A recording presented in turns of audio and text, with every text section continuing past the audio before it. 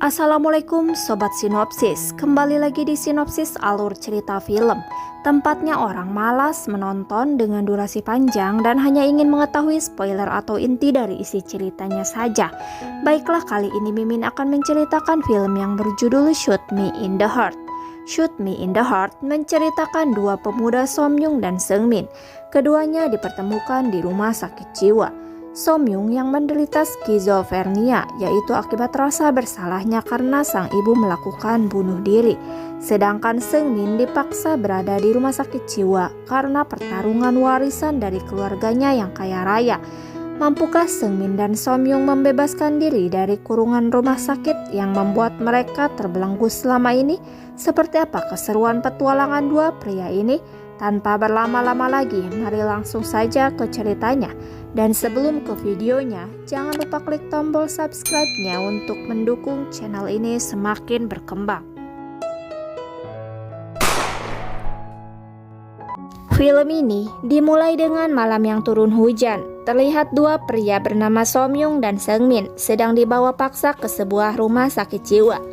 Somyung menderita skizofrenia akibat rasa bersalah terhadap ibunya yang melakukan bunuh diri. Sedangkan Seungmin tampak normal, dia tak memiliki gangguan jiwa. Akan tetapi karena perseteruan keluarganya yang memperebutkan harta warisan, menyebabkan Seungmin dimasukkan ke rumah sakit jiwa oleh kakaknya sendiri. Keduanya tampak diperlakukan kasar oleh orang-orang di rumah sakit jiwa itu. Mereka mendapat pukulan dan siksaan. Seungmin dan Somyung pun disatukan dalam satu kamar. Di sana, tampak ada beberapa pasien dengan gangguan jiwa lainnya, seperti seorang pria yang berkacamata, pria yang selalu membawa ransel di punggungnya, dan pria tua yang kudanya mati sehingga dia selalu menempel di punggung orang lain.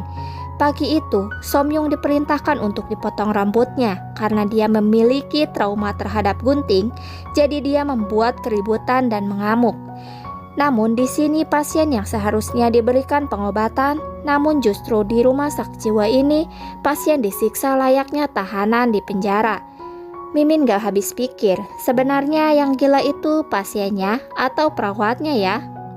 Karena trauma terhadap gunting, Somyung pun tak jadi dipotong rambutnya.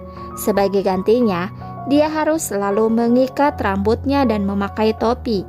Mereka menjalani kehidupan sebagai pasien gangguan jiwa. Sampai pada suatu hari, saat para pasien sedang melakukan kegiatan di luar ruangan, Seungmin melihat balon udara di atas langit yang membuatnya berpikir untuk kabur dari rumah sakit jiwa tersebut. Dan ia berpikir menunggu waktu yang tepat untuk kabur. Saat Seungmin dan Somyung berada di kamar, Somyung bertanya pada Seungmin apa yang ingin ia lakukan, dan Seungmin memberikan selembar kertas yang bertuliskan Annapurna. Besoknya Seungmin mencoba kabur dan membuat keributan yang menyebabkan ia mengamuk dan dipukuli. Seungmin pun disuntik bius. Seseorang yang mengenal Seungmin datang dan menanyakan keberadaan Seungmin. Tapi para perawat memberitahu bahwa tak ada yang bernama Seungmin di sana. Seungmin diberikan suntik injeksi setiap 2 jam sekali dan mereka menyebutnya itu adalah suntikan kebodohan yang membuat mereka lumpuh dalam ingatan. Hingga suatu malam, Seungmin menggigil kesakitan. Somyung, pria berkacamata dan pria tua mencoba meminta bantuan, tapi tak ada yang mendengar teriakan mereka karena para perawat sedang asyik bermain kartu. Pasien di sebelah memberitahu dan menyuruh membangunkan perawat Choi. Mereka pun berusaha memecahkan jendela kamar perawat Choi dan akhirnya perawat Choi terbangun. Mengetahui perawat yang menjaga pasien tengah asik bermain kartu, perawat Choi pun langsung memukuli mereka. Seungmin segera dibawa ke rumah sakit untuk diobati. Esok paginya, Seungmin kembali dengan kacamata hitamnya. Penglihatannya kabur setelah menerima suntikan injeksi dan pukulan beberapa kali. Bukan hanya kehilangan penglihatan, Seungmin kini kehilangan kata-kata, ekspresi, kemarahan, humor, bahkan energinya. Setelah 12 hari kehilangan penglihatannya, akhirnya keluarga Seungmin datang. Bukan untuk menjenguknya, tetapi untuk membuat masalah dan keributan. Saat Seungmin mengobrol berdua, Somyung bertanya apa yang ingin dia lakukan di Annapurna. Seungmin menjawab bahwa ia ingin terbang bebas seperti dulu. dan dia pernah mengalami insiden jatuh dari parasut yang menyebabkan dokter melarangnya melakukan terbang lagi. Tapi Seungmin ingin mencoba terbang sekali lagi dalam hidupnya. Saat Seungmin menanyakan siapa sebenarnya Somyung, Somyung terlihat ketakutan dan mengatakan ia tak ingin mengatakan apapun. Dalam benaknya selalu terbayang saat ia merasa bersalah atas kematian sang ibu.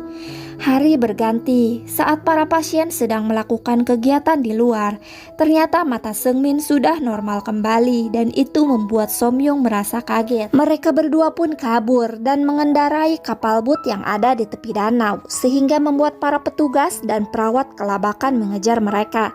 Di kapal boot itu, Somyung dan Seungmin terlihat gembira. Seungmin menceburkan dirinya ke air. Kapal boot hilang kendali dan Somyung pun terjatuh ke air yang membuat mereka gagal melarikan diri lagi. Saat terbangun, mereka sudah berada di kamar rawat dan sudah diberi suntik injeksi. Dokter mengatakan akan memberikan mereka shock terapi yang akan diberikan kepada Seungmin terlebih dahulu, kemudian Somyung.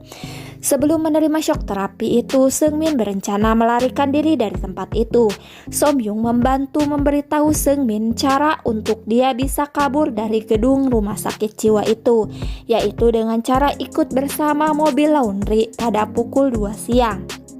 Ketika tengah mengobrol, perawat Choi memanggilnya dan mengatakan bahwa ayah Somyung telah meninggal dunia.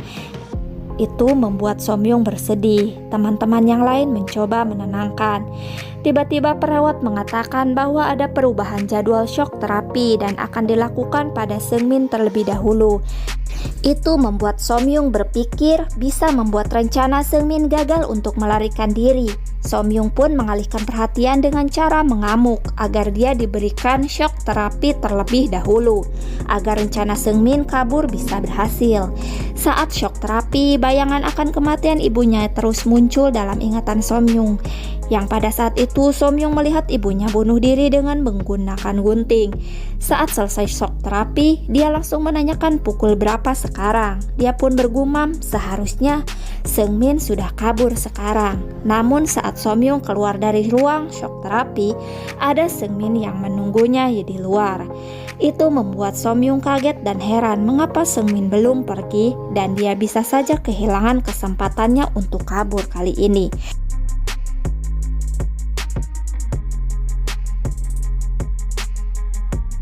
Seungmin tidak ingin pergi sendiri dari tempat itu. Dia meyakinkan Somyung untuk ikut kabur bersamanya. Setelah Somyung setuju untuk kabur bersama, Seungmin dan Somyung bersiap melakukan rencananya. Mereka masuk ke dalam cucian kotor yang kemudian akan dibawa ke mobil laundry. Saat di lift, dia berpapasan dengan perawat. Saat di ruang pasien, barulah sang perawat menyadari Seungmin dan Somyung tidak ada di sana. Dia pun langsung mengejar mobil yang dibawa Seungmin. Mereka membawa mobil dengan ugal-ugalan membuat mereka berdua terlihat begitu senang. Saat perkejaran, sang perawat berhasil menarik rambut Somyung. Tanpa pikir panjang, Somyung langsung mengambil gunting yang ada di kantong sang perawat, kemudian segera memotong rambutnya dan menusukkan guntingnya ke sang perawat, yang membuat mobil sang perawat oleng dan hilang kendali. Mereka pun berhasil melarikan diri dan pergi mengambil parasut yang sudah mereka siapkan sebelumnya. Mereka pergi ke sebuah bukit. Somyung mengatakan jika Seungmin pergi terbang, dia akan benar-benar mati. Seungmin menjawab, menjadi diri sendiri adalah arti kehidupan baginya. Begitulah caranya dia bisa bertahan hidup. Seungmin pun memberikan jam tangannya dan mengatakan pada Somyung, sekarang waktu adalah milikmu. Jangan sampai kehilangan waktumu lagi. Pergilah kemanapun yang kamu inginkan. Seungmin pun terbang ke atas langit yang tinggi dan hanya angin yang akan membawanya pergi entah kemana angin membawanya. Mereka pun berpisah di bukit itu.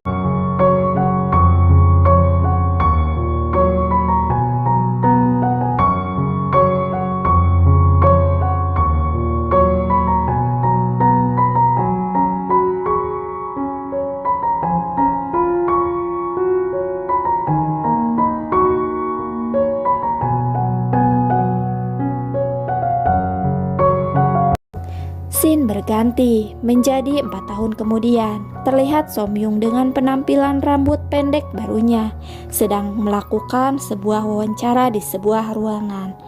Film pun berakhir.